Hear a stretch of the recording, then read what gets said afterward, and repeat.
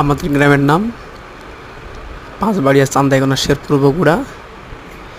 আমাদের গ্রামটা কিন্তু অনেক সুন্দর, চারদিকে সবুজে ঘেরা। আর আমাদের বাড়ির পাশে এই পাকা রাস্তাটা অনেক সুন্দর,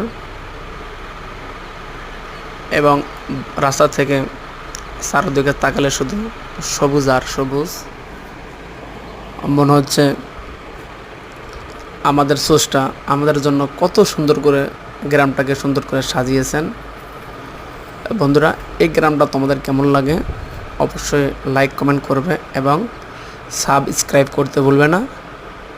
অবশ্যই তোমরা সাবস্ক্রাইব করবে।